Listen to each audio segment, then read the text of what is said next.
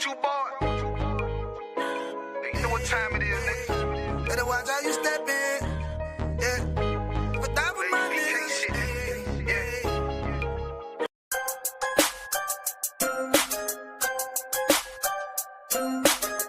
I just wanna see my enemies fall. Yeah. Hey, look, I just wanna bow. Told my niggas stand tall, cause we about to go and get it out. Nigga, I just wanna bow. Look at them 20s while they crawl. I've been praying that my enemies fall. Nigga, I just wanna bow. And I hope you bow too. And that be why I gotta keep it true. Nigga, I just wanna bow. Just give me what I'm due. Let my enemies see the living proof, Lord. I just wanna bow. Trying to build my own city, homie. Enough room to put my niggas on it. Just start a couple business on it. Fuck any heathen, never shitting on me. Yeah. Public housing we done lived through. Trying to put that in my rear view. Gold rolls, what I still do. I can see the picture with a clear view. Gotta separate the snakes. And all you fuck niggas that's gon' hate. Daily pray to God I don't catch another case. But that's a small risk that I feel I gotta take. Only certain niggas, they gon' feel this. Still deliver verses on that real shit. If I get a couple million, I'ma bust this shit down with these children. I just wanna bow. Told my niggas stand tall, cause we about to go and get it out. Nigga, I just wanna bow. Look at them 20s while they crawl. I've been praying that my enemies fall. Nigga, I just wanna bow. And I hope you bow too. And that be why I gotta keep it true. Nigga, I just wanna bow. Just give me what I'm due. Let my enemies see the living proof, Lord. I just wanna bow. Don't get up out of bounds, homie. Got killers with them rounds on them. Look like I'm fed it from the drum. Look, don't make me make the reaper rain down on them. I can give a fuck if you rock blue. And I was Sue Whoop from the Fruittown crew. Cops still shoot us every time we move. They hate you, nigga, like they hate me too. Just know that brotherhood is a weapon. Build another zone, get protected. Too many sisters in the city been molested. Now I'm stacking soldiers off the block like it's Tetris. Woo! Know that truth, it give you chills, don't it? Steady ringing in your ears, won't it? If I'm blessed to make a meal, I'ma bust that shit down with my real homies. I just wanna bow. Told my niggas stand tall, cause we about to go and get it out. Nigga, I just wanna bow. Look at them 20s while they crawl. I've been praying that my enemies fall. Nigga, I just wanna bow. And I hope you bow too. And that be why I gotta keep it true. Nigga, I just wanna bow. Just give me what I'm due. Let my enemies see the living proof, Lord. I just wanna bow. Yeah. To all them children that grew up with parents strung out on drugs. Yeah. I just wanna bow. Hope you do too. And I hope you do too. Yeah. Man, to the brother that had a real and she left him for whatever reason. Yeah. I just wanna bow. I hope you do too. And to the sister, you know what I'm saying, that had that nigga leave her. Yeah. Nigga, I just wanna bow. Some of my niggas is locked up. I hope you do too. Man, I hope you niggas see the light of day. Yeah, I just wanna bow. Yeah, I just wanna bow.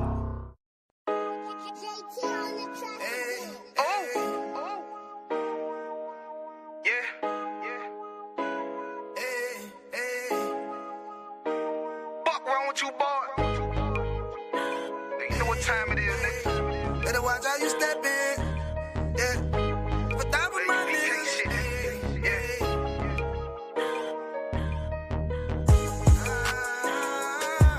I'm in it, yo.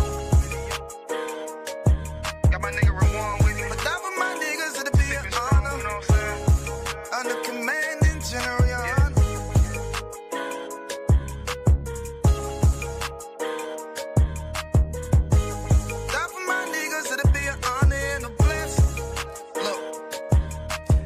Straight off the top, I love all of my niggas. That shit ain't gon' stop till we on top and we ballin', my nigga. We be fly as fuck, you know them bitches be stalking my niggas. That shit'll never change and it's the same with all my niggas. City to city, I should be at home. That's what my ribs say.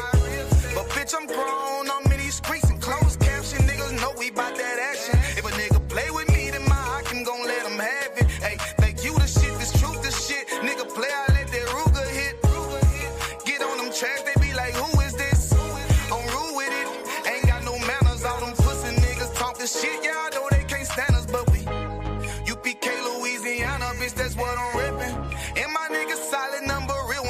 section.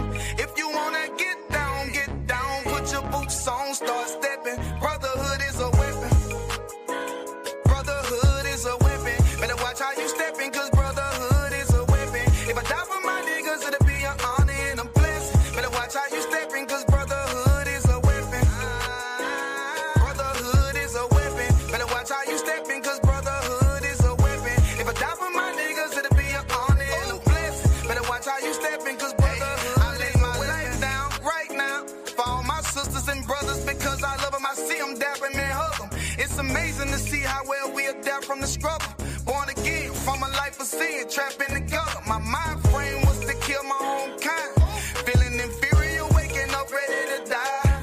Run with them killers, so it's just a matter of time. For why take your life or let you take mine? That's when I realized the slaves killing slaves while the white man live to get old. We in them graves. Shit got me feeling plain. I opened the Bible, went through them records, found out we was royalty, a nation to be respected. But in this world we rejected, we hated for our complex. Still fighting to get accepted. We hear the truth and reject it, but love is getting corrected. And all my niggas correct me. The commandments, the foundation we erected. Brotherhood is a weapon.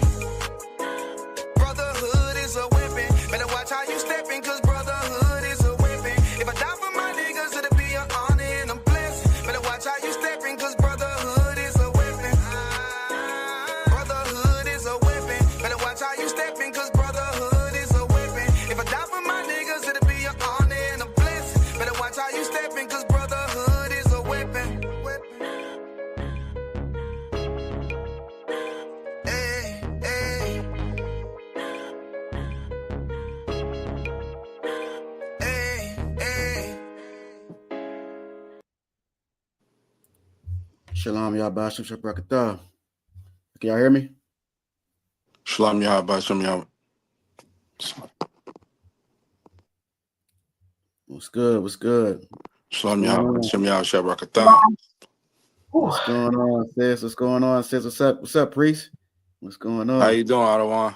Yeah, I'm too up. Hey, listen, we just waiting to see if we can get maybe one or two more. I think they're trying to log in, and then we're gonna start. But before we do start, I want to see y'all background. I want to see any of y'all got a Christmas tree up. Turn that camera. Hey, Rick, let me see. No, I'm just messing with you. What's going on? What's going on? Nothing much. It's caught a cold, Adawan. Oh, damn. Yeah. Damn. Okay. Yeah. That's crazy. I had went to the show. Took my kids to see Sonic last week, and I believe you said. I believe you. Look, I tried to turn it around and hit the wrong thing. It's all good. I believe you. I know what time it is. Yeah.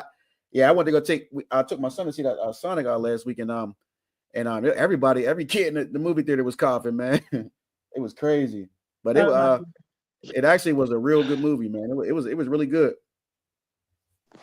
Yeah, the kid movies are better than the adult movies nowadays. Yeah, and so like it. Okay, my son's on now too. Yeah. Most High in Christ. Yeah, that's my oldest right there. Most High in Christ. Yeah. So I got Salaki for saying it, but that damn devil, that Jim Carrey, man. That motherfucking devil can act, man. He can act. I gotta give it to him. For sure. Come on. He's a simple as devil, but he can act. Yeah, he's definitely a good actor. Yeah, he definitely was. I think was a star in the movie for sure. I haven't seen him in a while. Yeah, he was chilling for a while, and he just I think he just announced that he was like trying to come back and do some more stuff now. So you know what I mean. I guess he's active now, but he probably made so much money he don't need to do anything. Y'all see? Did y'all see Denzel Washington in the Preacher's Robe? Yeah, that was crazy. Yeah. Somebody posted that now they understand why that kiss, and they took out that kiss with him and they said now they understand it.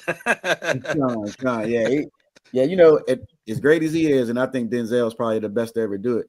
As great as he is, and as he does have some wisdom to so to speak, but even they don't even know what we know. You understand? They don't know what we know. You see, like you know, and a lot of times in the world, we look up to these celebrities and these people that have money, and, you know, they do have money and all that, but they don't have what we have. They don't got, you know, the Lord, you know what I mean, the spirit of the Lord with them, you know what I'm saying? So they're, you know what I mean? That's why it says we are rich. You understand that? Even though we might not physically have riches, we might be struggling and all that, but we got, you know, the word of the Most High, and we have the backing of the Most High. So nobody is more rich than we are. You understand that? Come on. So, but yeah, so of course today we're going to talk about Christmas. You know what I mean? You know what I mean? Today is so-called Christmas. You know what I mean? I don't know if we can all share our personal experiences. I don't know if any of you feeling the pressure of the world. You know what I mean? And you know, I've been getting ever since the beginning of the week, you know, on the bus, you know what I'm saying? Merry Christmas. You know what I mean? Happy holidays. You know, I'm getting group texts from people I didn't even know I was still friends with. You know what I mean? They're sending me group messages talking about Merry Christmas and all this and that. So, you know what I mean? Of course, I don't, you know, you don't got to be rude to them. You know what I mean? You don't celebrate. And a lot of them probably don't know you do. It's a different story if they know that you do and they continue to do it. You know what I mean? That's something different. But if they don't know, I just usually say, you know, you have a good day, have a good one. You know what I mean? That's what I did, sir. I don't take offense to it. You know what I mean? But you just the spirit of these people around this time. I see one of a couple of things. I see they're either like really, you know, into this holiday spirit, or they're really depressed. I've seen a lot of brothers and sisters depressed, like, you know what I mean, coming around. As soon as it hits like October, before, you know, it gets to Thanksgiving and into the Christmas, you know, Halloween, people are so depressed, man. It's ridiculous. You know, when I was in the world, I remember around this time, like, you know, my kids' mothers used to put a lot of pressure on me around this time. A lot of pressure. Make you feel this big, Otto, if you ain't got a lot of money. Imagine being a black man or a black woman. And I know Sister Raquel can understand what I'm saying. Imagine being somebody who knows that this is a wicked day and you don't want to partake in it. And just everybody in the world just comes down on you as if you know, you're Satan. You understand that? Like you doing something wrong. You're actually doing what's in the Bible, but they're looking at you like you're the problem. You know what I mean? If any of you want to jump in, you can jump in and, you know, add to that. What was it? Go ahead. Go ahead. Sorry. What was it a few years ago? I posted on Facebook like everybody's mad at me because I won't buy my kids gifts. They attacked me so much on that post. Do it for the kids. Do it for the kids. I was like, no, y'all do it for the kids. I'm not doing nothing. Listen. And listen, first of all, give everyone a hand for not, you know, celebrating and partaking in this, because listen, there's a lot of pressure, you understand, coming out of the world. And, you know, we all grew up in this. We all were taught the same things, you know, from a little kid, you know, I mean, for years that we were taught that, you know, this is a day that we're supposed to celebrate. And of course, as you get older, even when not being in the truth, I know some of you can see that this day isn't really, you know, cracked up to be what people really think it is. You know what I mean? You're just going to spend a lot of money. You're going to go broke. Brothers and sisters is spending their rent money. You know what I mean? You're just making this economy, you know what I mean, rich.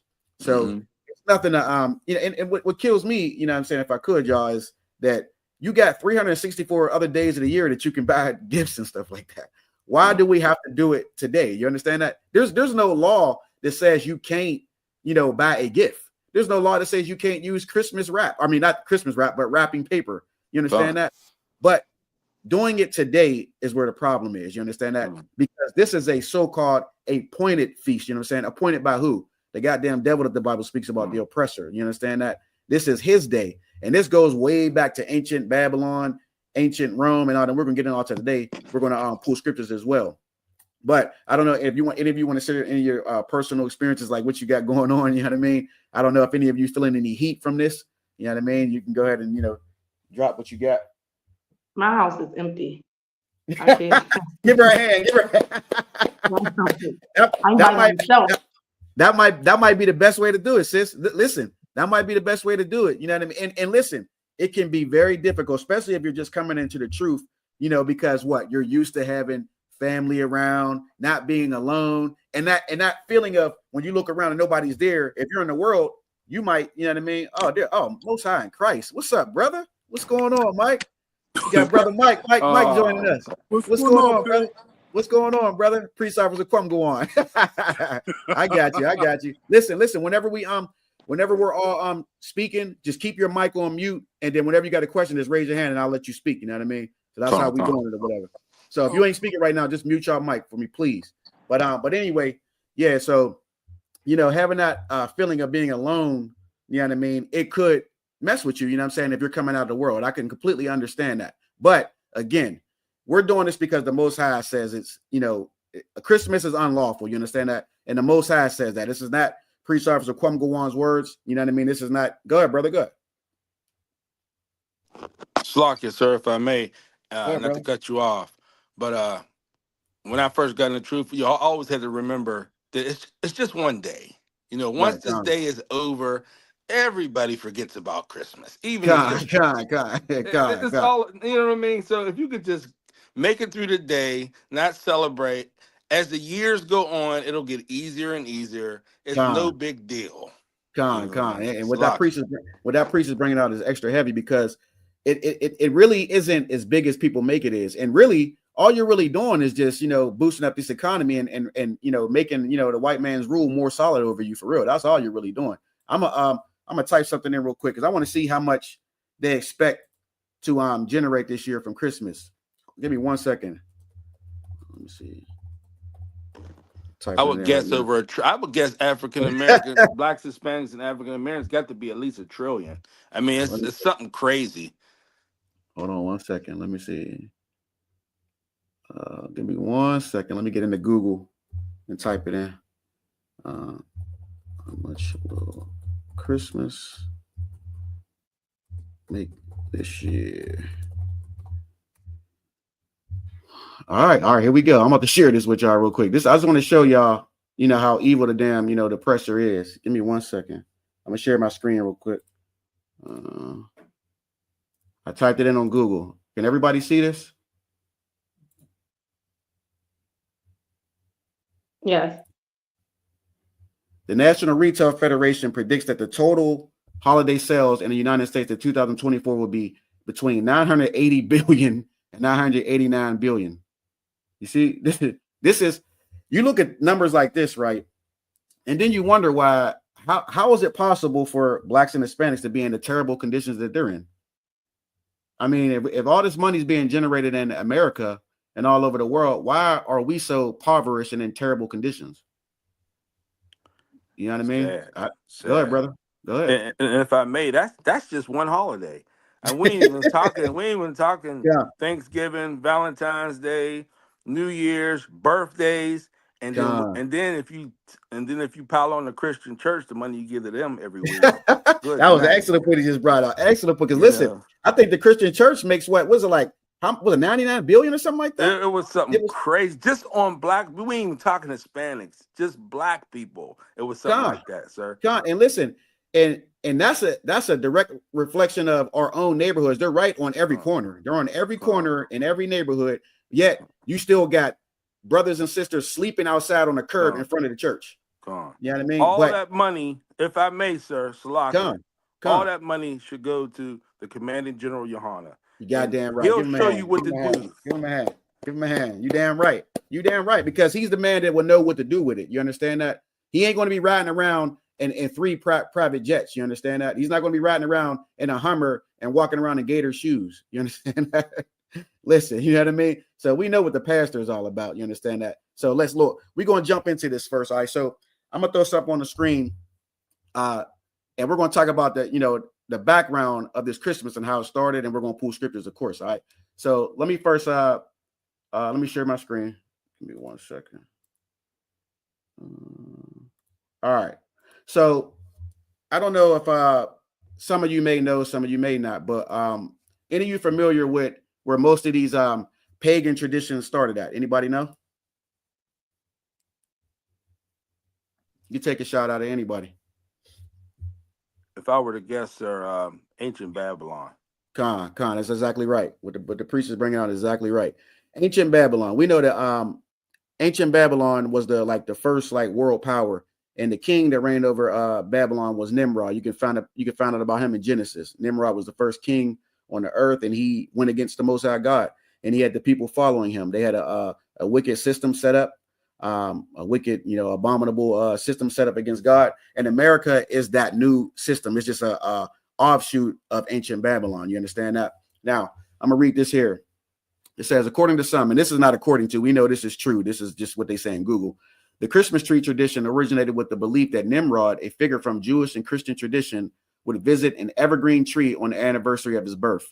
Nimrod's birthday was said to be the winter solstice at the end of December. So that's really what you're celebrating right now, is the winter solstice and Nimrod's birthday.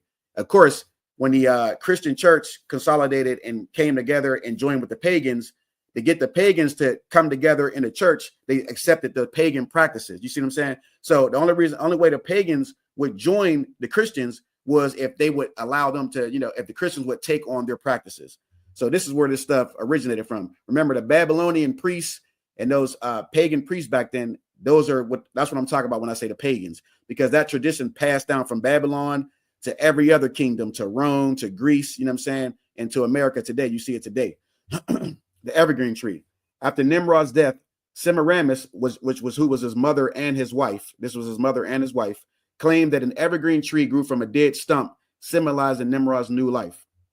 The gifts about it. Semiramis claimed that Nimrod would visit the tree on his birthday and leave gifts under it. Nimrod is described in the Bible as a mighty hunter and the leader of those who built the Tower of Babel. He is also said to have married his mother, which I just told y'all. All right. Some say the Christmas tree tradition is a remnant of a custom that was established century before the birth of Christ. Okay, so that's what we're talking about, because that's the thing, because Christians base this all around Christ now, but this is something that existed way before Christ. You see how wicked that is? You see what I'm saying? They tricked our people into celebrating this by adding Christ to it, adding Yahweh to it, which is a very wicked thing. You know what I mean? It's almost like spitting on or stepping on Christ. You understand that? So it's a very wicked thing. You know what I mean? So hold on. Let me pull some scriptures here. Can somebody get me, if anybody has, just in case, if some of you are new on the screen, always have the King James Version Bible app. It might even have a Webster's dictionary too, because we need to go in and out of those things. So could somebody, if I could, get me Jeremiah 51:7, and I'm gonna pull it up on this screen as well. Let me stop sharing this. Let me go there. Give me one second.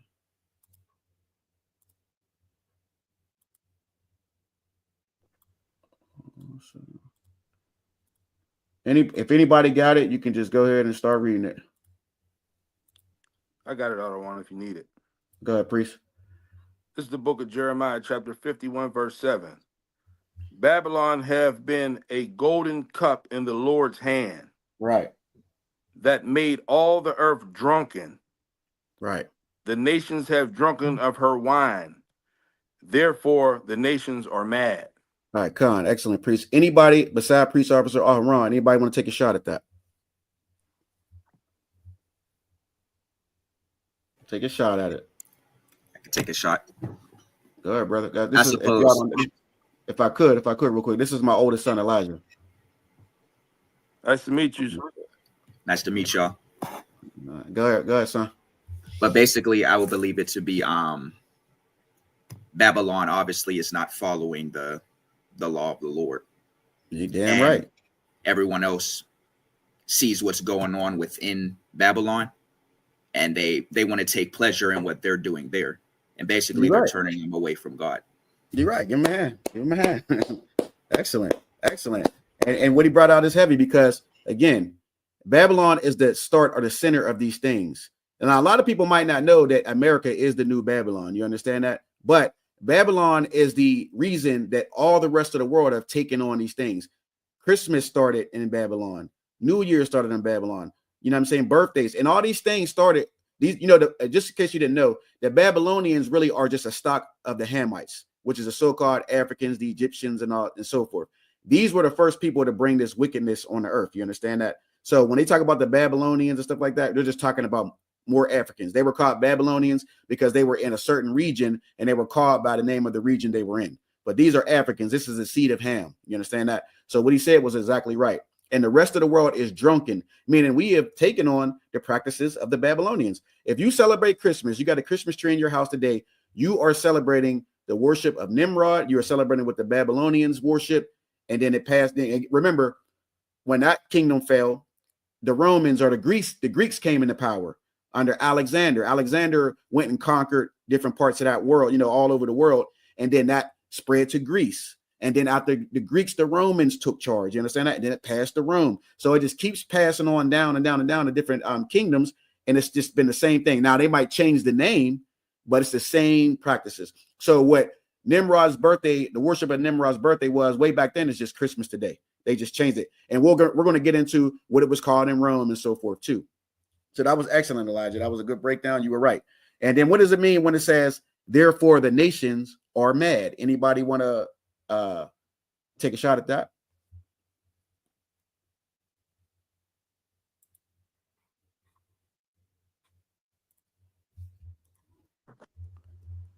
I would say the nations are out of their mind, basically.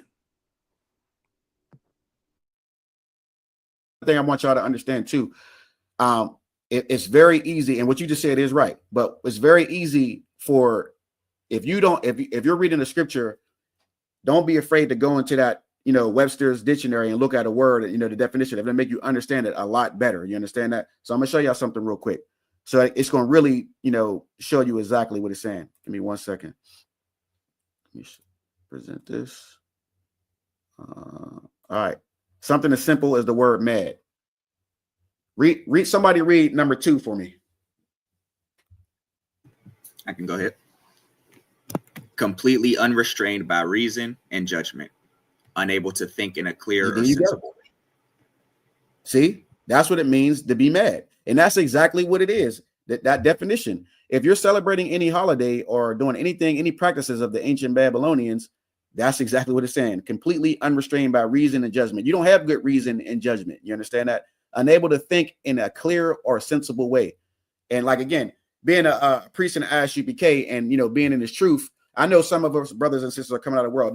Don't get offended, because I know not 100% of us are, in the truth yet. You understand that? So we all were in the world at one point. Even myself and priest officer Aharon, we came out the world too. So we understand what it's like. And I want y'all to all understand that coming into this school, you have a period where you shared yourself for the world. You understand that? You have a period where you shared yourself for the world. And the brothers and sisters here will never make you feel as though you don't belong. They actually want you, here, more than anything, because we're fishing our brothers and our sisters out of the world. You understand that? So when they see a new face, they get very excited because they know that's another brother or sister that's leaving the world and serving Christ. You understand that? So don't ever feel like, you're going to come in class and they're going to be like, oh, look at you, look at him, look at this sinner right here. You know what I mean? We don't do that here. You understand that? We love our brothers and our sisters, and we want you in this truth. You understand that? Because the Lord tells us to fish our people out the world. And we were once, just like some of you, don't, you know what I mean? We're all brothers and sisters. Of course, there's rank and everything, but we're all brothers and sisters. You understand that? So just always understand that. But yes, that's exactly what it is. If you're celebrating Christmas, you taking on any customs of these heathen nations. And remember, anybody know what a heathen is? Anybody know what the definition of a heathen is?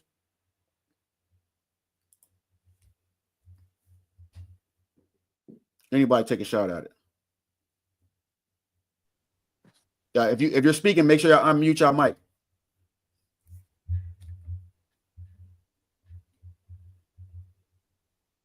If I had to say that again. If I had to guess, I would assume a heathen that is anyone who doesn't uphold the law or the scriptures. That's a good answer. That's a good answer. That's a good answer, because that's the truth.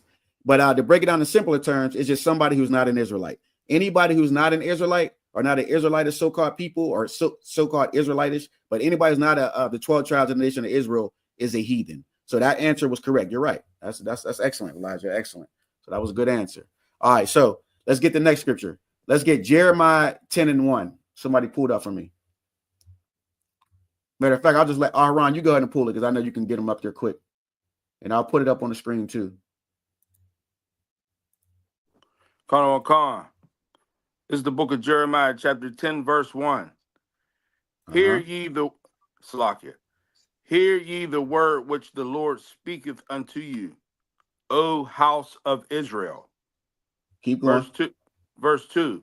Thus saith the Lord, learn not the way of the heathen, and be not dismayed at the signs of heaven. For the heathen are dismayed at them. Keep going. Verse 3. For the customs of the people are vain. For one cutteth a tree out of the forest, the work of the hands of the workmen. with an axe. All right, keep going.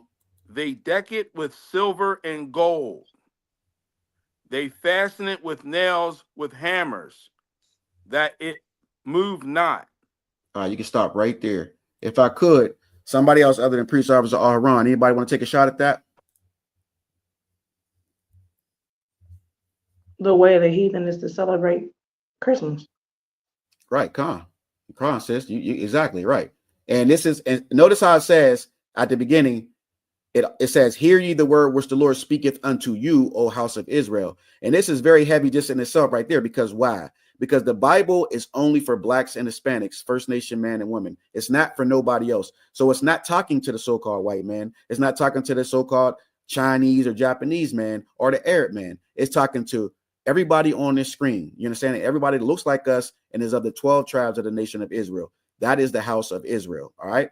Then it says, "Thus saith the Lord, learn not the way of the heathen." Now remember, Elijah just brought out that the heathens are another nation or any nation outside the nation of Israel. And it says to learn not the way of the heathen, meaning don't do what they do. You might see everybody else out here celebrating Christmas. Everybody's decorating their, their homes and stuff like that. You got your hand up, sis? Yes. Go ahead, sis. I'm baffled at how we got so far away from this. That every single church everywhere makes it that we're supposed to celebrate.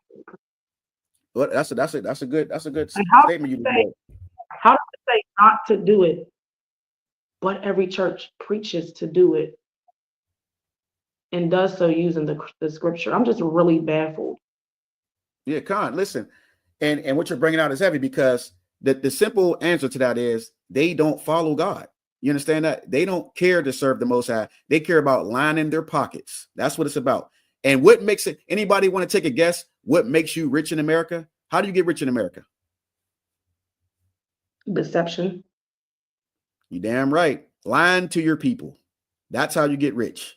When you're a goddamn liar and you don't serve God, that's how you get rich. Sin is how you get rich in America. Why? Because the oppressor, the white man, rules in America, and he doesn't serve or follow God. He doesn't serve the Most High. So the only way you get rich is by going through him and, doing what he wants you to do. He's going to make you sell out. I mean, what do we, you see, remember the situation with the Papa John's guy where he made racist comments about black people? And who did they go get to save Papa John's? Anybody remember? Go ahead, brother. Jack. Yep, you damn right. God. What about what Colin Kaepernick and he got banned from the league forever? And who did they go get? Coon ass Jay-Z. Goddamn right. You see, this has always happened. I mean, this has been going on since the beginning of time. There's always a brother or a sister willing to sell out their people to, hold hands with the oppressor and to gain money. You know what I mean? Selfishness. You understand that? Not being separate from this nation. They want to, join with these people. And you understand that? And they believe that money is everything to them. You know what I mean? So that's a very terrible thing, that we go through as a people, because it's destroyed our people. You understand that? If we stood by each other and kept the law, statutes, commands, and didn't be tempted by money, we would be better off here. You understand? Don't and understand this. This is not something that can't be done or kept. Christ did this before he was tempted like this, before we were. You understand that? People get the whole thing about Christ, it's a misconception about Christ. Christ lived as a man, just like myself and Priest Officer Aaron and Brother Mike and Elijah. He was a man on earth, and he could be tempted just like everybody else. But guess what? He didn't fall. You understand that? He didn't fail. He served the Lord and he did what he was supposed to do. So you know what that means? That means that we have to do it too. We have to do it too. We can't make excuses and say, oh, only reason why I'm celebrating Christmas is because of my kids. Only reason why I'm doing this is because my job requires me to do this. Listen, and that's another lame, weak ass excuse if you're using a job to say, I got to do something for, for Christmas, because guess what? You have freedom of religion in America, don't you? You know what I mean? Can't nobody make you celebrate no holiday. Nobody can make you do that. Now, you might not be able to get off. I mean, the goddamn oppressor is not going to give you off. It's amazing to me that so many of you actually are off today. You know what I mean? I didn't even think it was going to be possible, because I didn't think none of you were going to be off, but you're off, which is great, because the oppressor he would put you to damn work every day if he could. You know what I mean? But You have freedom of religion and freedom of belief. So you don't have to celebrate no damn Christmas. And just like General Muhammad brought out the other day, what you going to let a 5-year-old kid makes the decisions in your house? You going to let a 5-year-old kid make decisions in your house, make you sin against the Most High God? He going to play with them damn toys for 10 minutes, and then you're going to look over in the corner. They're going to be all broken in the corner, and he's going to go do something else. You know what I mean? I mean, come on, man. Sir. Go ahead, brother. Go ahead. And he was bad as hell all year, and he rewarded. God. He made him turn him into a gremlin, giving him gifts that he don't even damn deserve. God, listen, get a preset. Listen. He didn't made straight E's on his day report card. You know what I mean? Or now they got different things. They give you a score total, I think. You know what I mean? They don't give you what they used to give us. Well, some schools don't. But he done made straight E's all year. He don't listen to the goddamn thing you say. He ain't collecting the garbage in the house. He ain't cleaning up his room. He ain't doing nothing. He got the nerve to tell you to go F yourself, because a lot of kids do that now. I seen kids do that to their parents. You know what I mean? Talk bad to their parents. I mean, we grew up in a different time. Our parents was not having that. You know what I mean? We had drill sergeants and, you know what I mean, all types of, things in our homes. We didn't go through that. You know what I mean? So, but like, again, you're not going to don't allow a child, you know what I mean, to dictate what goes on in your house. They're children for a reason, and they need a great leader. You understand that? And if you're not a great leader, your household is going to fall. You understand that? If you're not being real with these children, they're going to be worse off later in life. Believe me, my son's sitting here on the screen right now. I told when I first found out about this, which was over 10 years ago, maybe 15 years ago, I stopped celebrating Christmas. I didn't come into the truth until about 5 years ago. But, my children know, they understand. I told them a long time ago, listen, we're done with that. I'm done with that. You understand that? I can't control what your mothers do, but I'm telling you right now, this is over with. This is not what we're supposed to do. This is what the Lord wants us to do. And they were like, all right, you know what I mean? They didn't care. You know what I mean? Because they knew, why? Because they knew they were still enjoying things all year. You know what I mean? It was just one day that you couldn't, you know what I mean, do something. You understand that? And they got things all year. You know what I'm saying? So it wasn't a big deal. You understand? So that's all I want to bring out. But anybody else want to jump in? Go ahead. All right, if we solid on that, I'll move to the next scripture. Let's get let me finish that. Matter of fact, let me finish that up. All right, so it says in verse 3, for the customs of the people are vain. For one cutteth a tree out of the forest, the work of the hands of the workman with the axe. When it says vain, it just means worthless or useless. You understand that? The things of man or woman who created these things, a man, where it started at, it's just a vain, useless thing. It's for the profit of that person or them people. It has nothing to do with us. You understand that? So back then, the purpose was to serve Nimrod and his mother, his sister, wife, or whatever. So that's why it's saying it's vain. All right. And it says, for one cutteth a tree out of the forest. This is where it comes from. The Christmas tree is nothing special. It's something that's a tree that's cut out of the forest. Like it says here, they deck it with silver and gold. They fasten it with nails, with hammers, that it move not. It can't move by itself.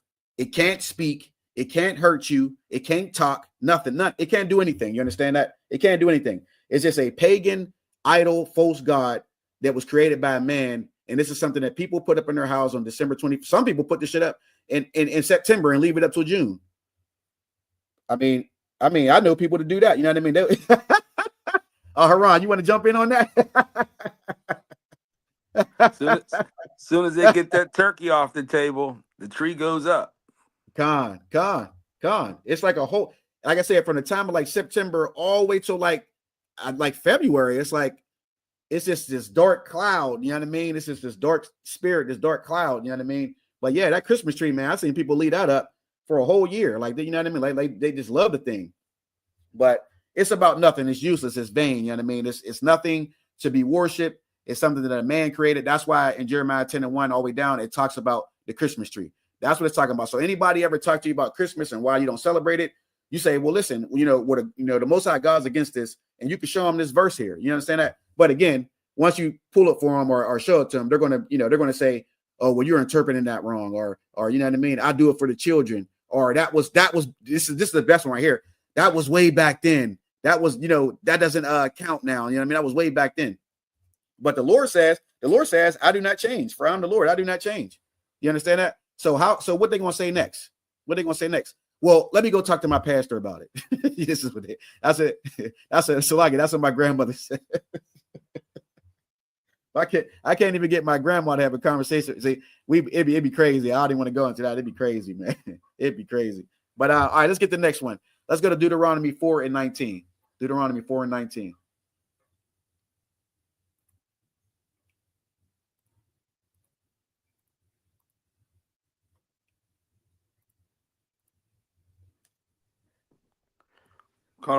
This is the book of Deuteronomy, chapter 4, verse 19.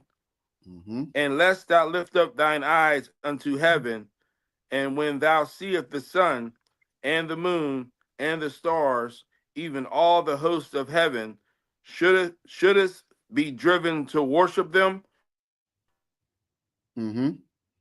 or serve them, which the Lord thy God have divided unto all nations under the whole heaven. Now, what I really brought this out for is because the first part, it says in Deuteronomy 4:19, and least thou lift up thine eyes unto heaven, and when thou seest the sun. You know why I brought that out? Anybody want to take a guess why I said the sun? Go ahead, Ron. I know you might know. Salakia, sir.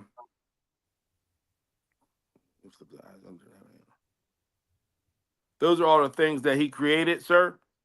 Right, come on. That's true. But there's something I also want to bring out about. Remember, I told you that ancient Babylon was the beginning of all this paganism. And what did the Hamites worship? Oh, they worship sun gods, moon, stars, all that type of stuff. Salakia.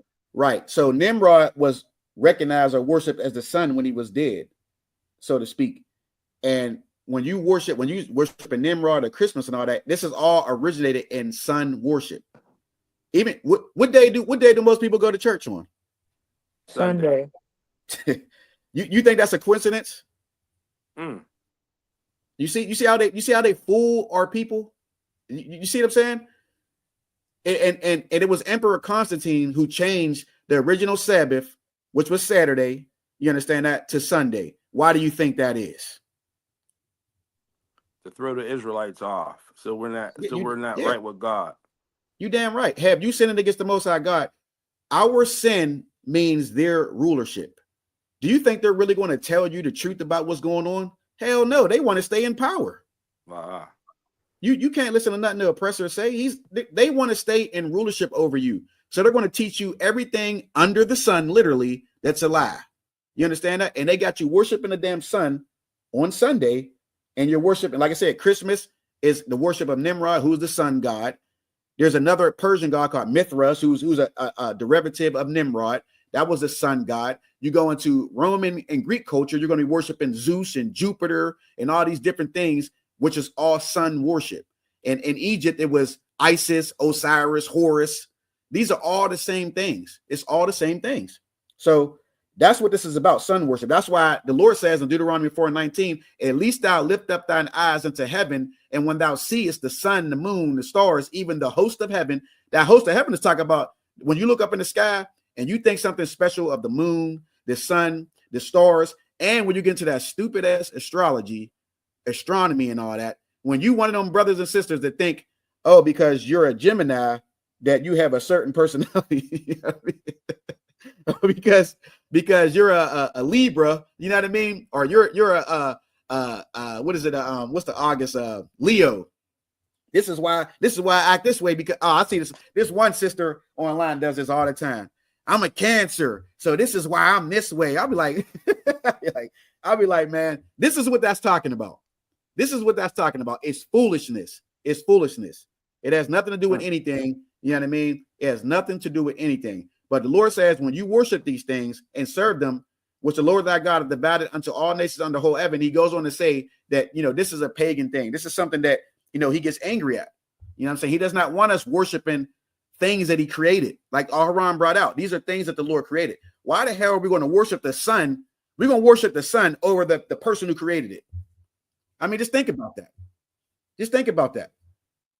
We're going to worship the sun instead of worshiping the Most High God. It just doesn't make sense. It doesn't make sense. You understand? So that was excellent, Aharon. What you said was exactly right. We're going to read a few more, and then we're going to bring out some. I'm going to show y'all a video, and then we're going to look at a couple more things. Go to let me get Genesis 10, And we're going to start at verse 8. Genesis 10 and verse 8. If anybody got any questions, you can go ahead and just ask them or whatever. If I don't mean to run on you, but just let me know. This is the book of Genesis, chapter 10, verse 8. Yep. And Cush begat Nimrod. Mm-hmm. He began to be a mighty one in the earth. Yep. Go to verse 9. Verse 9. And he was a mighty hunter before the Lord. Wherefore it is said, Slakia, even as Nimrod, the mighty hunter before the Lord. One more. Verse 10. And the beginning of his kingdom was Babel, mm-hmm. and Erech, and Akkad. Okay, you can stop. Go ahead, keep going. Slakia, and Calneh in the land of Shinar. Okay, the reason why I put this up on the screen because I want y'all to see that this is not. I'm not just making this up. I'm not bringing things up and saying this is my own words. This is not Priest Officer Kwame Gawar's words. This is in the Bible. Nimrod is talked about in the Bible, and it says Cush begat Nimrod. Who is Cush? Cush is the father of Nimrod. Just in case you didn't know, Cush is the so-called Ethiopians. That's the real name of the Ethiopians, Cush. All right. So Cush begat Nimrod. He began to be a mighty one on the earth. He was a mighty hunter before the Lord. Wherefore it is said, even as Nimrod, the mighty hunter before the Lord. And the beginning of his kingdom was Babel. What does Babel mean? Confusion. Right. And what place is that in the Bible? What we just talking about? Babel. Yeah, there you go. You see, we tying it all together. You see what I'm saying? It's letting you know that the beginning of it. Remember, I told you he was the first king. He was the first king on earth. And the beginning of his kingdom was Babel. You see, that was one of the places he ruled in. Erech and Akkad, Akkadians, that's the Akkadians, Calneh in the land of Shinar. Shinar is like Mesopotamia, you know what I mean? Over there, like in that Middle East, over there, like towards the east. But it's just letting you know who Nimrod was and where these things started. That's why I didn't want to just tell y'all that and not show you that this is in the Bible, that this guy is in the Bible. You know what I'm saying? Nimrod was the first king on earth, and that's how you worship him, through the sun and Christmas. All right. Let me get go to Genesis 11. I pulled this too. Let me see why. Hold on, let me see 1 second. Genesis 11. Okay. Okay, go ahead. Yeah, read Aaron, read down from 1 to about 9. 1 to 9, if you could. Matter of fact, I want somebody else to read it. Let me give Aaron a break. If somebody else do me a favor and please read that if you got it on the screen. Because somebody read that for me. Are you able to Who said that? Are you able to enhance it? Let me see. I don't think I can get it any bigger on. You might have to like pull it up like closer on your like you know what I mean. Make it. I don't know if you can like. Okay. You got it. Or if you have it in your Bible, you can read it there. You know what I'm saying. But I don't know if you got the Bible pulled up.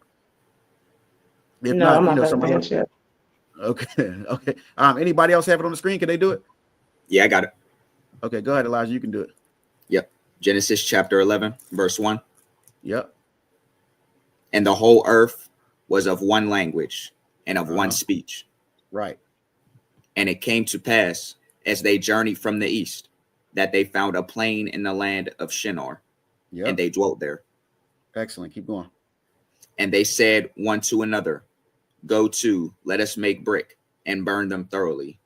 And they had brick for stone, and slime had they for mortar. Hold on real quick before I stop. Man, you're an excellent reader, man. Excellent reader. Excellent reader. I mean, I'm blown away. I'm blown away. Go ahead, keep going. And they said, go to, let us build us a city and a tower, whose top may reach unto heaven, and let us make us a name, lest we be scattered abroad upon the face of the whole earth. All right, keep going. And the Lord came down to see the city and the tower, which the children of men builded. All right. And the Lord said, behold, the people is one. The people is what? Have all one language. So like, say that again. The people is what? And the people is one. The people is what? And the people is one. All right, keep going. And they have all one language. And this they begin to do. And now nothing will be restrained from them, which they have imagined to do. What that's saying right there is this is where you get the term Babel from. This is because the Lord came down and confounded their language, because at first they were speaking the same language and they had the same plan. So the Lord came down and confounded their plans and scattered them all over the earth, so they couldn't do what they tried, what they imagined to do. That's what it's saying there. All right. That's why that's why they called the name Babylonians. Babel. It means the confusion. All right. Keep going, Elijah. Mm-hmm. Go to, let us go down, and there confound their language, that they may not understand one another's speech. Okay, keep going. So the Lord scattered them abroad from thence upon the face of all the earth, and they left off to build the city. All right, one more. Therefore, it is the name of it called Babel, because the Lord did there confound the language of all the earth. And from thence did the Lord scatter from abroad upon the face of all the earth. All right, excellent. Give him a hand first. Give him a hand. Excellent. Excellent reading, Elijah. Excellent reading. That was excellent. I mean, I can't wait to have you at camp reading, man. That was excellent. that was excellent. Real good. Yeah, that was excellent. So listen. So what's going on here is this is ancient Babylon. But what I'm trying to make you understand is this same format is what they're doing in America now. When they have you, worshiping these pagan holidays, celebrate these things that we're not supposed to celebrate. They're trying to unify the people into this paganism. You understand that? Into this wicked practices and going against the Most High God. You understand that? So that's what's going on now. This is something that started in ancient Babylon and it's going on now. You understand that? But I want y'all to see Nimrod was the king of ancient Babel, and that's how they became the Babylonians. And this is where it started at. I didn't want to bring those terms out and not tell you where it started at. So you can go into the Bible in Genesis and see it for yourself. So you don't have to just believe pre-service or Kwangwan. You know what I mean? This is in the Bible. All right. Now we got you. Somebody get me Amos 5:21. Amos 5:21. Amos 5:21 for me, please. Baba Gashar. Baba Gashar means please. That's all it means. Let me see. Hold on. Please and thank you. The water means thank you. Let me see. This is the book of Amos, chapter 5, verse 21. I despise your feast days, and I will not smell in your solemn assemblies. Read it again. This is the book of Amos, chapter 5, verse 21. I despise your feast days, and I will not smell in your solemn assemblies.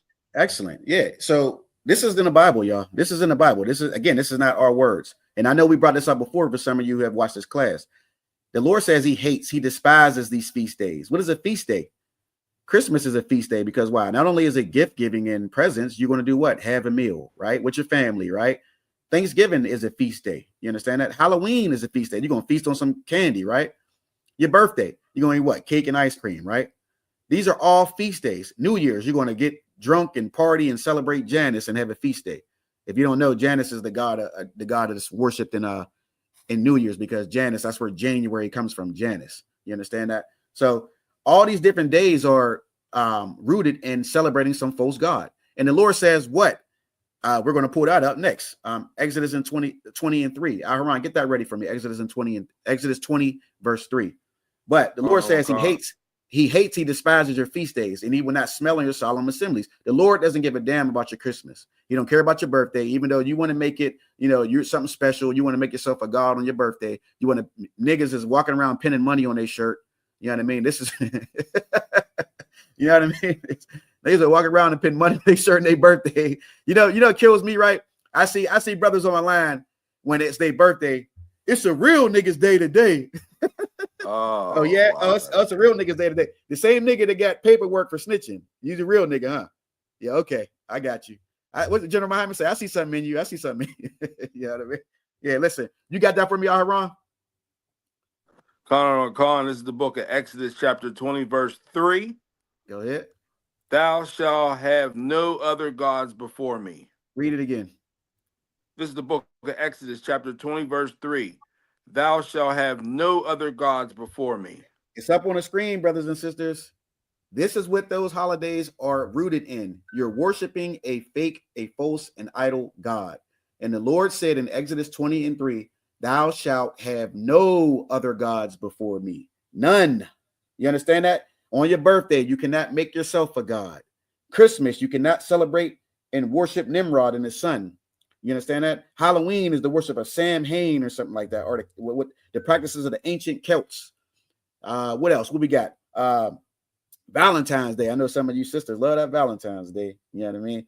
You want to what's that? Lupercalia, right? Lupercalia. You know what I'm saying? You want to worship, you know, the Roman a pagan Roman orgy feast. That's what it is. Lupercalia. You can look it up. I'm not making it up. January, you know what I'm saying? The god Janus. I can go on forever. Easter, you know, Ishtar and Isis, all these different things. And again, I'm not saying anyone in particular, but these are things that we all been taught, being raised here in America, and we think that these things are normal, and they're not normal. This is why the Isupk case since 1969 has been bringing out the truth. Ain't that something that this truth has actually been out since 1969? And there was years that none of us knew about it. Not even, think about this. And I always bring this up to Priest Officer Al-Haran. Think about this. You gotta really think about this. Everybody here on the screen, out of everyone in your families, you're the one to get the truth. You got to think about that, because it could have been your parents. It could have been your great grandparents. It could be your children, but the Lord decided to give it to you. He gave it to you. That's something that you don't want to play with. You understand that? You don't want to play with that. You understand that? I'm forever thankful that the Lord had mercy on me and taught me the truth. And I wasn't even, you know, I wasn't completely young, but I wasn't completely old and almost in the grave. You understand that? I got it at a good age. I experienced some things in life, you know, it made me the man that I am today. And then I got the truth. And now I got all you brothers and your sisters here on the screen with me, and we're all, you know what I mean, learning about the Lord. So I'm forever grateful for the Lord for doing that for me, because not only am I able to take this on, I can pass this on to my children. Right now, one of my sons is on the screen. You understand that? So it's a very important thing for me, you know, to pass this on, because now just not only am I getting it and you're getting it, my son's getting it, but this is knowledge he's going to pass on to his children. You see what I'm saying? This is important. This is very important. You know what I'm saying? Don't ever take this lightly that the Lord decided to give you the truth when he could have gave it to someone else. He could have gave it to someone else, but he gave it to us. So that's a heavy thing. All right. So let me see here. Let me get Deuteronomy 7 and 6. 7 and 6. We're going to bring out a little more before we close out the class, but we're going to bring out a little more. Deuteronomy 7 and 6. Just bear with me, everyone. Bear with me. Con. This is the book of Deuteronomy, chapter 7, verse 6. Okay. For thou art an holy people unto the Lord thy God. Right. The Lord thy God hath chosen thee to be a special people unto himself. Right. Above all people that are upon the face of the earth. Excellent. This is heavy here. This is very heavy here. Deuteronomy 7 and 6. For thou, talking about the children of Israel, because remember, this is always talking to the Israelites, are in holy people. Anybody want to take a shot at what holy means? Not you, Aaron. Anybody else want to take a shot? Holy means separate. There you go. Give him a hand. He ain't even been in class and he knows that. How does he know that one? That's a good. He look, listen. He I guess he just be listening. You know what I mean? I was gonna say Chuster. I recall the old classes we used to have. Yeah. So when I first started, look. There you go. That's how I know the job is being done. You see what I'm saying? You see what I'm saying? And he's right. And that was years ago when I first started doing that, and I didn't know half of what I know now. So yeah. So he, you know what I mean? I'm glad he knows that. You're right.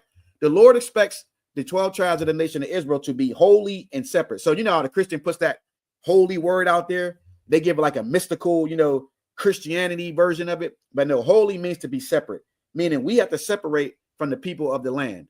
We can't be like them. You cannot celebrate Christmas like they do.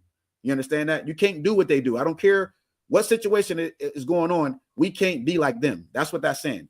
The Lord thy God have chosen thee to be a special people unto himself. What is that right there, Aharon? When it says the Lord thy God have chosen thee. Yeah. What does it mean when he says he chosen us to be a special people unto himself? What is that called? When he favors his people over everybody else. Oh, that's racism. You damn right. Racism. You see that? That's in the Bible. The Lord chose blacks and Hispanics and First Nation people over everyone else. We are his firstborn. That's in the Bible. Don't have me bring that out. I mean, I could bring that out too. We are his firstborn, and he hates the other nations. They are only here to prove you. Just like Satan. They are here to see if you're going to follow them or follow the Lord. That's their job. That's the purpose they serve, to see if you're going to follow him or you're going to follow them. You understand that? That's the only purpose he has for them. You understand that? So above all people that are upon the face of the earth, it clearly tells you right there. Above all people that are upon the face of the earth. That doesn't mean to be equal, like Dr. Martin Luther King taught us. That doesn't, what is America? Liberty and justice for all, equality, all this. That's not what the Bible says. Even the damn white man don't believe that. He just says that. He knows damn well he's not ever going to share a table with you. He's never going to share a table with you. You know what I mean? He wants to be above us. But the Bible says that the children of Israel are to be above everyone else. All right. Let's get let me get one more before I go into this. Let me get First Ezra's 9-9, Aharon. First Ezra's 9-9. And again, I want to say the water to all of you for joining this class, because you know what I'm saying, you make it very easy, you know what I mean, and make it interesting, you know what I'm saying, because I like to do this with everybody on the screen. And not only that, you know, you could be in the world today and, you know, celebrating Christmas like everyone else, but you're here, you know, serving the Most High God. So, you know, again, you know, you give yourselves a hand for that, because again, you could be in the world doing what everybody else is doing and you're not. You understand that? So that's heavy. It's very heavy. It's very important. Okay. Go ahead, Aaron, if you got it. Colin, this is the book of First Ezra, chapter 9, verse 9. Mm-hmm. And do his will, and separate yourselves from the heathen of the land, and from the strange women. You damn right. Listen, and do his will. First Ezra 9-9. Do his will. Whose will is it talking about? The Lord's will. And separate yourselves from the heathen of the land. How do you separate from the heathen of the land? Today, you don't celebrate Christmas. Today, everyone in you has separated yourselves from the heathen of the land. So you are following this command right here. You understand that? You are doing it. All right. And from the strange woman. A strange woman can be different things. It depends on the context. A strange woman could be somebody, you could be in a relationship with a woman and she's telling you that she wants to celebrate Christmas. That's a strange woman. Why? Because she's going against her God. And of course, you know, a woman outside the nation of Israel, that's a strange woman as well. It just depends on the context. You understand that? So again, do his will and separate yourselves from the heathen of the land. You understand that? We can't do what the heathens do. I don't care how appealing it looks, you know, how it profits you. You believe it profits you.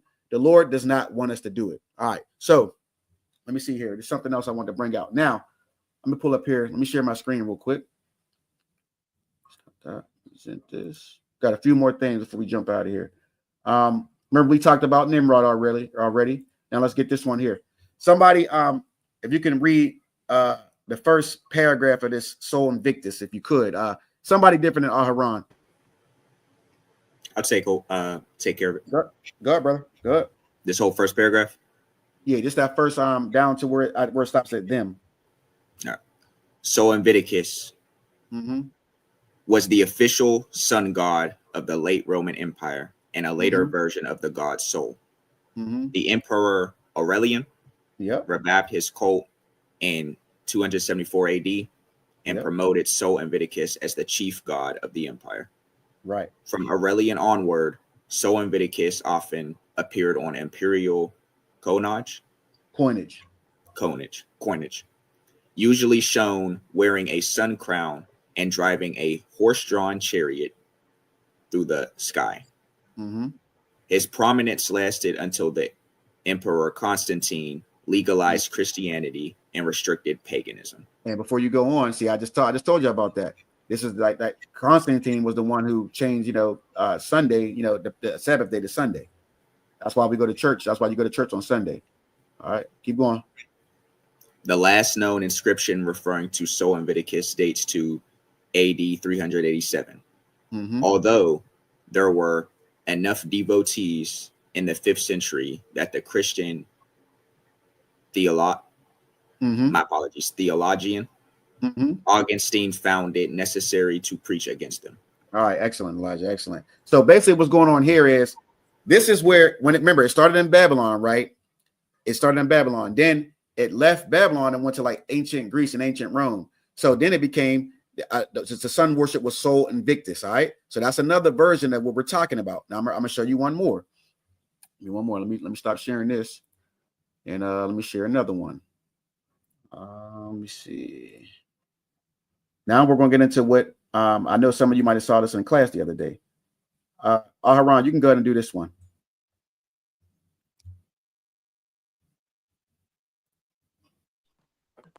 Con. Let's see here. Try to blow it up. Con, you want me to start from the top, sir? Con. Saturnalia was a popular ancient Roman festival that celebrated the god of Saturn, the Roman god of farming and the harvest. All right, keep going.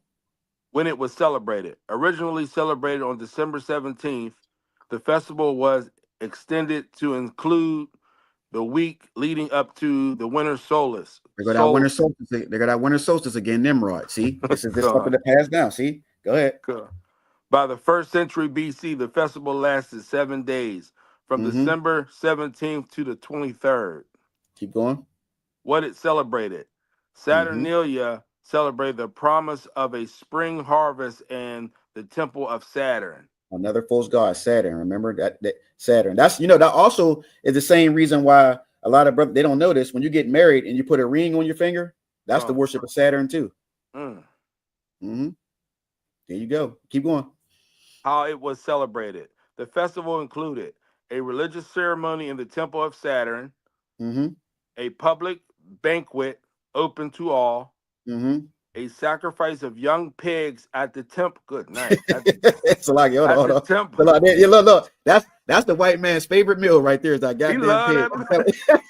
look. Listen, for $1,000, what are they going to eat on Christmas?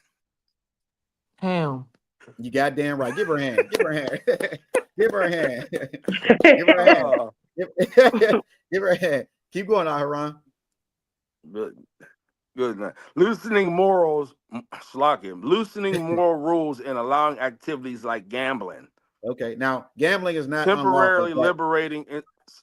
Salaki, I'm sorry. Go ahead, brother. Go ahead. I used to think it was until I got in the UPK, sir. Look, Aharon. When Aharon first came into the UPK, he was like, he was relieved that you can still gamble.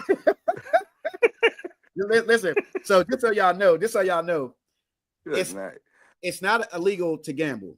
It's only if you make it a sin is when it's a problem. You know what I'm saying? If you're getting kicked out of your damn house and you having fights with brothers and sisters and all that, you need to stop gambling. You understand that?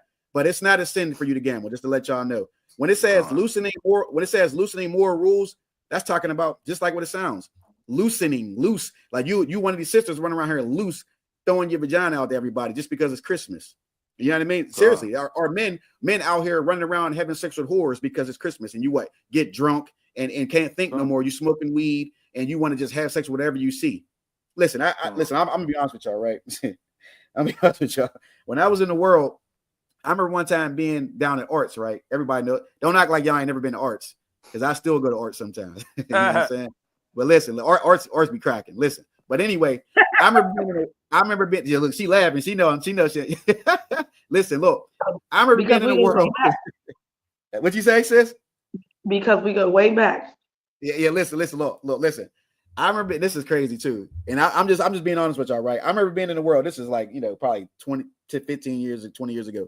I remember being in the world. I remember being at Arts, and I'm sitting there, I'm drinking, and I'm seeing all these women around there, and I remember saying to myself, like, I will really F whoever today. I remember saying that. I remember thinking to myself, like, I will really F whoever comes home with me today is getting F. Like, I remember saying that. Raw dog too. Raw dog. Salakia. But I'm just telling you, the reason why I'm saying this is because when you're in the world and you drinking or you don't know the law, statutes, commands, you're going to act like a goddamn beast. And that's what I was acting like back then. I was acting like a damn beast. Like yeah, right. The water for the Most High, showing me to ask you became the commander during Hana. I have discipline now. You understand that? I wouldn't just stick my rod in anything. You understand that? And I'm glad that, something didn't happen to me back then. You know what I mean? I could be unalive because of it. You know what I mean? So again, it's just a very dangerous thing to be in the world and to be, using drugs and doing things that you have no control over, when you're in the world. It's just a very dangerous thing. All right, Aharon, keep going. Khan. temporarily liberating enslaved people. Oh, that's a heavy one right there. Because why? Because on Christmas, there's a thing that it talks about. They used to let the slaves act like masters for a day. They used to do this in Rome. They would let the slaves act like masters for one day. They could tell their bosses what to do. You ever notice? And this is crazy too. On Christmas, it seems like everybody is like one people for some reason. Even though it's not true. You're still a nigger to them, a nigger to them. You know what I mean? And the white man's still the damn devil. But they want you to they want to give you that day, that one day, to make you feel like you're in charge. Why? So your dumb ass can continue to spend money. That's all it is. They want you to feel special on that day so you can continue to spend money, right? It's just wickedness. You know what I'm saying? It's just wickedness. Also, what another y'all might not like this one, but also, you know what else they try to make y'all feel like y'all one people on? What day is that? Steelers Sunday. Steelers Sunday. When the Steelers play, everybody's one people, right? Don't act like y'all know what I'm talking about. You know what I'm talking about. Y'all Steeler fans, man. I tell you, man, on Sunday, y'all act like y'all just one big family. Yeah. Nobody got a comment about that, huh? Nobody got a comment. Huh? You seen my post last month about the Steelers. Man, y'all be ready to have a damn heart attack about them Steelers, man. Listen, hey, but anyway, let's keep going. Let's get okay, go ahead, Aaron, keep going. Con. Choosing a mock king, the Saturnalius princess. Yeah, that's where they let a slave act like he's a king for a day. That's basically what it's just saying. But keep going. Con. Making and giving gifts such as candles, wax fruit models, and wax statues. Yeah, see, these things happened back in ancient Rome. That's what I'm saying. So when you see these things happen today, these are things that started, in paganism back then. This is not nothing new. The things that you see in America are the gift giving, the ornaments, the decorating, all that. This is all old school. This is nothing new. You understand that? Go ahead, the last one. Uniting the cult statue of Saturn, which was traditionally bound at the feet with woolen bands. Sound like some marriage shit to me all around Salakia. You see what I'm saying? The code of Saturn, when you put a band on somebody, like the man gets the band on his hand and you put the ring on the woman's finger, you're worshiping Saturn. That's what you don't know. You know what I'm saying? We know a marriage in the world is nothing. It's a piece of paper and a contract for a man to basically get screwed later on. Basically, that's what's going to happen because she's probably going to leave you if she's in the world. You know what I mean? According to the scriptures, sex is marriage. Sex is marriage. You understand that? Sex is marriage. That's what marriage really is in the Bible. You understand that? So, and that's for another day. All right, so I'm gonna show this video before we get out of here. Now, this is from class the other day. This is 12 Shield General Muhammad. He's gonna break this down better than I ever could. You understand that? And I want you to just watch this real quick, and then y'all can ask me questions after this. But hold on, give me 1 second. Let me see. Let me share this screen for a second. Let me stop sharing that. And for those of you, I'm pretty sure most of you know who General Muhammad is in his truth. But General Muhammad is immaculate in his truth. I mean, he's one of the greatest teachers in Israel ever.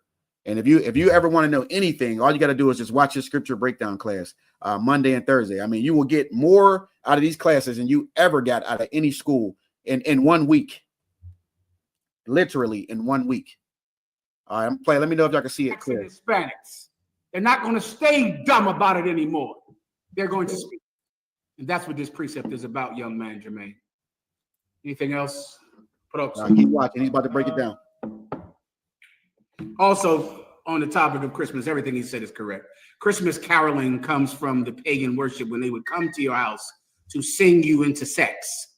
Come to your house to sing like you seduce a woman into having sex.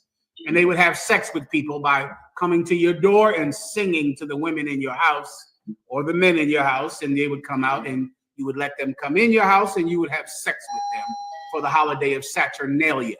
Christmas is the combination of 3 pagan holidays. What do I mean when I say pagan?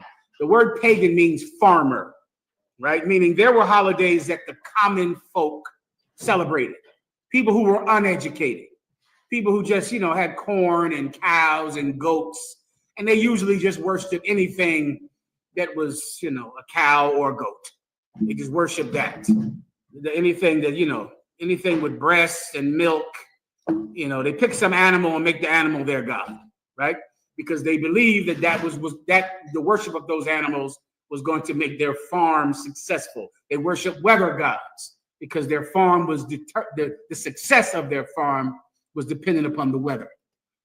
Christmas is the combination of three pagan festivals. One is Saturnalia. Saturnalia is the feast I'm talking about with the carolers. They would come from house to house and sing you into sex. It was to the worship of the god Saturn. All right, the god Saturn is the Roman chief god, like Janus, or it's the Greek chief god. It's synonymous with Janus, meaning it's their number one god, Saturn, which is why the largest planet is named after Saturn, to worship Saturn. Saturnalia was his birthday. It was the day that you worshiped him, and it was a holiday called Saturnalia. Also, it's the winter solstice. The winter solstice is a time in certain very cold places where you can see lights in the sky, or what they call the northern lights. And they begin to have sex and drink and drugs when they see those lights in the sky. If you show lights in the sky in New Jersey, white people are going to piss themselves. So I wouldn't do that this time of the year, because big Jersey tough guys are going to cry and urinate on themselves if they see a drone in the sky. So they don't like lights in the sky anymore, okay? But they did like lights in the sky a long time ago. It was called the winter solstice. They had a festival that was about mistletoe. That's where the mistletoe comes from, because the mistletoe, they would brew it into a tea, and it was used as a love potion. Meaning you take the mistletoe, you brew it up, you give it to somebody you want to sexually assault, they drink it, they get all woozy-headed, and then you sexually assault them like you're Donald Trump while they're high on the mistletoe. Hey, real quick, can y'all hear me? Con. Yeah, that almost sound like what P. Diddy was doing. Exactly what he was doing. You know what I mean? Witchcraft. Yeah, Con. That's crazy, because I just picked up on that when he said that. That's what P. Diddy was doing to people. That's basically what he was doing. It's just amazing that, you know, these things are, you know what I mean. Once you start talking about these things, it just you know, runs right in your mind. All right, let me play it again for y'all. That's where mistletoe comes from. Saturnalia, the carolers. The tree, of course, comes from the last pagan festival, which is the worship of the god Nimrod, whose spirit went into an evergreen tree, and that's why it never died in the winter. And they would worship the tree, and whoever did not worship the tree, their heads were chopped off and hung on the tree.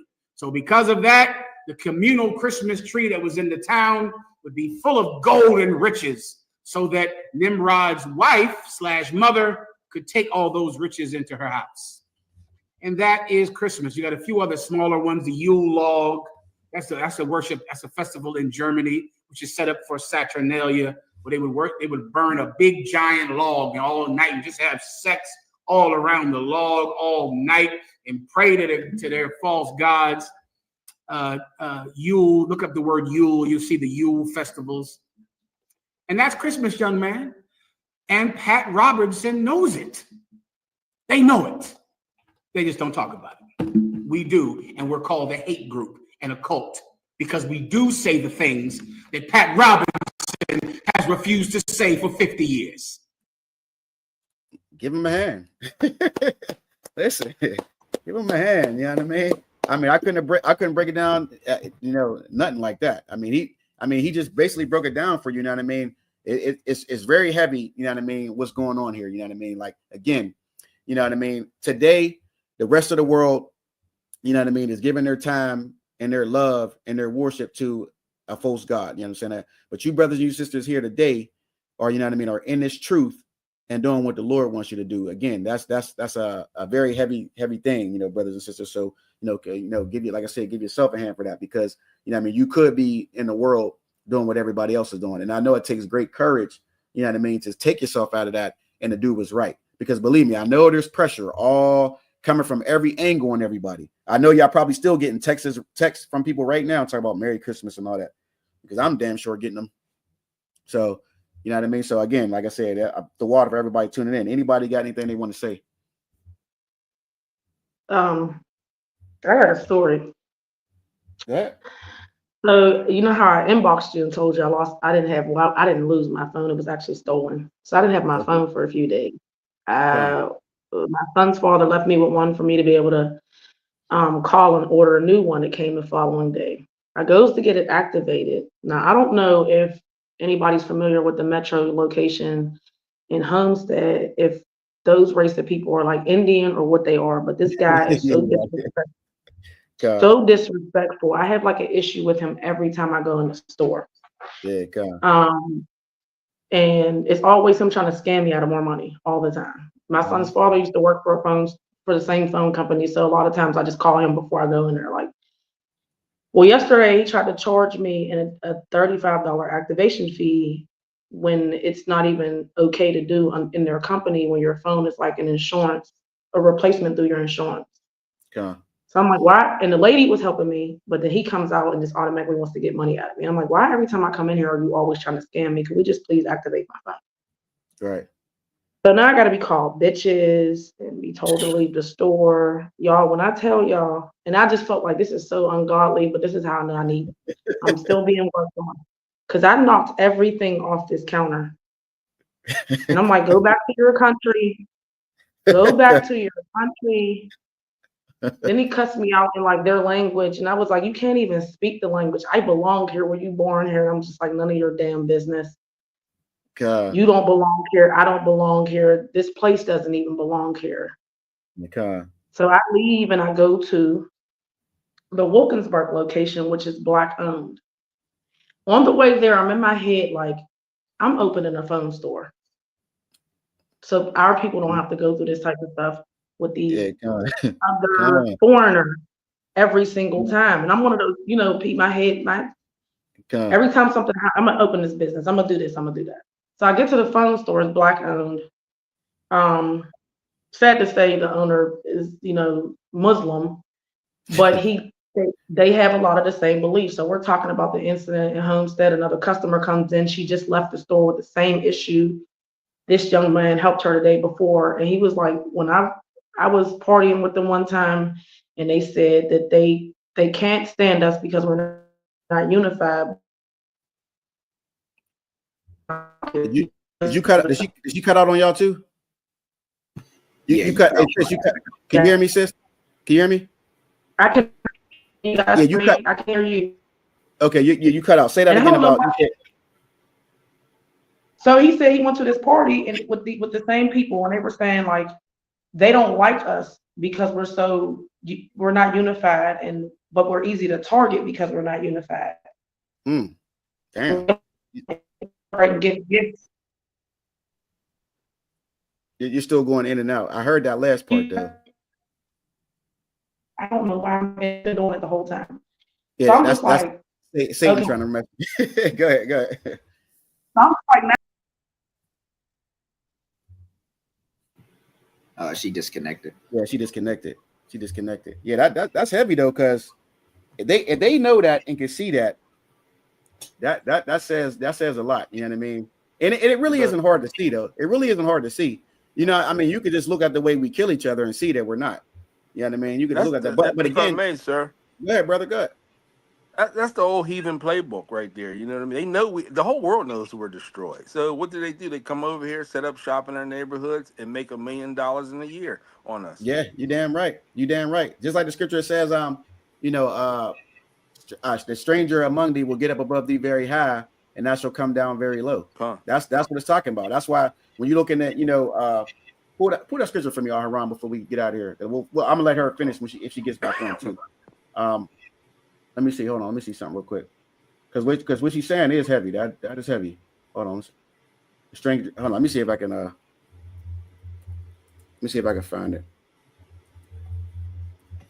So I think it's if I'm not mistaken, Deuteronomy 28:43. Hold on. Yep. There you go. All right. Hold on. Let me put that on the screen. Yeah. Come the water. Go ahead and say that real quick. Colin. This is the book of Deuteronomy, chapter 28, verse 43. The stranger that is within thee shall get up above thee very high, and thou shalt come down very low. Yeah, Sister Raquel, I see you back on there. What you said at the end, that last thing we heard about, you trying to start your own phone company and how they treat us and how these people, like, they're in our neighborhoods and they are selling to us and we're buying from them. You understand that? And that's one of the curses. That's one of the curses. That's why I had Priest Officer Al-Haran bring this out. The stranger that is within the, go ahead, sis, go ahead. I'm sorry, I figured as much when I seen the scripture. Yeah, right. The stranger that is within thee shall get up above thee very high, and thou shalt come down very low. And that was very heavy what you said about how they said that, they don't like us because first of all, they don't like us because they're goddamn heathens. That's first off, and they know that we're the children of the Most High God. That's it first. But, and then he said, like, that we don't stick together. Yeah, I mean, the reason why we don't stick together is because we have taken on the customs and the things of the people round about us, because we are acting like the goddamn white man. Well, listen, the white man is the original murderer on the earth. As much as you see black people murdering and hurting each other, nobody compares to what you saw the mafia has done. Nobody is compared to what you saw Christopher Columbus and those damn devils came over here and did. You know what I'm saying? Nothing is compared to what they have done and what they have done in America and what they continue to do today.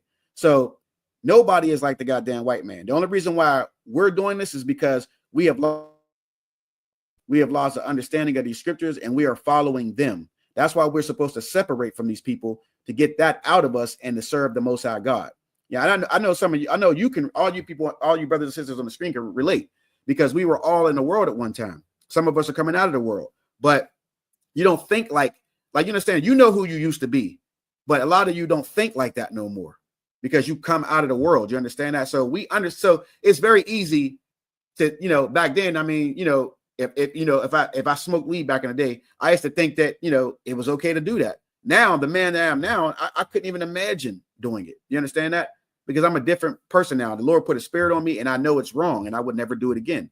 You understand that? So I can understand how brothers can be, murderers and acting like beasts out here because, again, like the scriptures say, without these laws, statutes, and commands, man is like a beast. You understand that? So, again, that heathen, what he said had some truth to it as far as like, we don't stand together, but he's still a goddamn heathen and they have worked together to destroy us. You understand that? And the only reason why he's in the position he's in right now, making money the way he is because of our disobedience to the Most High God. As soon as we start serving the Most High God and stop celebrating Christmas and all these different things, the Lord is going to put those damn devils and those heathens in the dirt, period. And they're going to be our slaves. And I know a lot of brothers and sisters don't want to hear that, but that's what the scripture says. They are going to serve slavery. You understand that? They're going to serve slavery, whether brothers and sisters like it or not. They are going to be our slaves. They are going to bow down and kiss our boots like they already do at camp right now. They already kiss our boots at camp now. You understand? There's videos on the UPK everywhere about boot kissing. You can just type it in and see it. So that's their lawful, rightful place, on this earth. They're going to be boot kissers, like Captain Salaki, Officer Kazak Ahmad said that yesterday. He said that to the troll in the chat. He said, "Yeah, I pray that your children are perpetual boot kissers to my children." It was happy. It was happy. Listen, it was. Listen, a matter of fact, I'm gonna close out the class with this. I gotta. It was heavy. It was heavy. Let me see if I can find it real quick. It was heavy. Hold on. To add just to what I was saying. So, and to add to what you were saying. He was saying that part of the celebration they had when he went to their party, they were basically saying that they know that we're in power. So the young man that was servicing me in Wilkinsburg was saying that these people know that we're more powerful and they're enjoying the fact that they can get rich off of us because of our ignorance. Damn. And he said that another foreigner told him this out his own mouth at one of these parties. And then he said, another reason why they're like that, a lot of the foreigners with our women, is because they feel like our race is not protected. They know that our race isn't protected. And he's like, if you send some people, some men in there, some real men, just to say something to him, he's never going to disrespect you again, and you never have to go back in that store. And the sad part is they knew exactly who I was talking about. That's heavy. That's some heavy shit right there, Salaki. That's like, and that's, you know what I mean? And just you telling me that as a sister, as a daughter of Zion, an Israelite, you're right. And this is the beginning of it, sis. The men coming into the Isupk under command of General Yohana, they will begin to be strong warrior-like men. You understand that? They will take on the spirit that they're supposed to take on, and they will protect you. You understand that? They will protect you. And Thawada, to you for bringing that out, because that was heavy. That was excellent what you just shared. And I'm glad you said that. I'm gonna call the police, and there's cameras, and I'm looking at the camera like, okay, I'm gonna smack this stuff this way and wave at the camera. Then I just threw my lawyer's card on the counter. Like, I'm not scared of nobody's cops. You don't get to call me out my name, verbally abuse me because you thought you were gonna cheat me out my money. Con. And I know how you are. I know how you are. You know what I mean? Especially when it comes to heathens and stuff like that. I know you're not backing down for sure. You know what I'm saying? But in the ISUPK, we'll tell you, sis, stand down. We'll handle that. You understand that? And of course, you know what I mean? Your man, when he comes into the truth, he'll have that spirit on him as well. You know what I mean? So you know, things like that. We keep our women at home. We don't, our women don't come to camp and watch us. You know, they can watch they can watch it, but we don't keep them there so they can be in the, in the fire, like, so they can get hurt. You women, our sisters are princesses. You understand that? We protect you, and you serve a purpose in the nation of Israel. But war is for men. You understand that? War is for the priests. You understand that? But we do recognize that our sisters are lionesses. We understand. You know what I mean? So we understand that. And most of you black sisters can probably beat that white man's ass anyway. So we understand. You know what I mean? We understand. Or that other heathen, whatever he was. But all right. So let me play this before we get out of here. I want y'all to listen to this. This is real good. Hold on one second.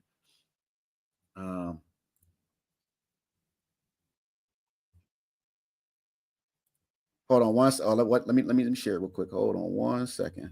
Yeah, this is priest and officer Kazak Ahmad. He's an excellent teacher over in Washington D.C.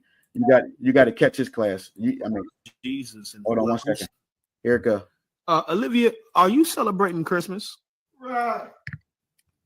All this talk about Jesus and whosoever wants it. Olivia, are you celebrating Christmas tonight or tomorrow? Just answer that for me, please, Olivia. Answer that. What you got, Shapat? What, the Christmas tree? Or Nah. Give me Psalms 137 and 9. Let me put it down to where you start talking. Kira says she got her friend in here being disruptive too. Who her friend? What's the name of her friend? You already got it? Yeah, please. Hold on. Kira, let's type the name of her friend. I must have missed that. Who was the name of her friend in here too that's being disruptive? Sandy Houston. Okay. The water. Olivia said, he said unto me, son of man, go get thee into the house of Israel, speak my words into them. Olivia, I didn't ask you to pull words from my book, from our book. I just asked you a simple question, Olivia. Are you celebrating Christmas? Yes or no? White people can never be straightforward. It is something in Caucasians that makes it so hard for them to just tell the truth. Give a straight answer. Sandy Houston, she said, oh, okay. She calling me Rick James. Can I be your background singer? I'm a big fan. No, you can be my slave. Right. You can be my boot kisser, Sandy Houston. That's what you can do. You understand? You can kiss the boots of my children. And guess what? I pray a special prayer that the Lord reserves your children specifically for my plantation. I send that prayer up right now. Yahweh Yahweh Shai, Barakah Shah. I request of thee that you reserve the children of Sandy Houston for the children of Kazak Ahmad. That's what I pray. And I pray your children are perpetual boot kissers. That's their only job on my plantation. It's just to kiss the boots of every Israelite that steps foot on my plantation. That's it. That's the only job. That's what I pray for. You see the spirit? You see the spirit of the men in the UPK? Beautiful. You see what I'm saying? I love it. These are the type of men that we need in our homes, running the homes. You understand that? And again, you know what I'm saying? You come up in here, you will either find you a man like that, or your man will come in here and become a man like that. You understand that? But this is who we are in the UPK. We ain't backing down from nobody. We're about this truth, and we serve the Most High God. And with that, I'm gonna close out the class. And again, for Water, for tuning in, y'all, I really appreciate y'all. You know what I'm saying? Enjoy the rest of your day. You still got some hours left. Do not give into this Christmas spirit. Nah, I'm just messing with y'all. But again, for Water, for tuning in, and shalom, Israel. Shalom. Shalom.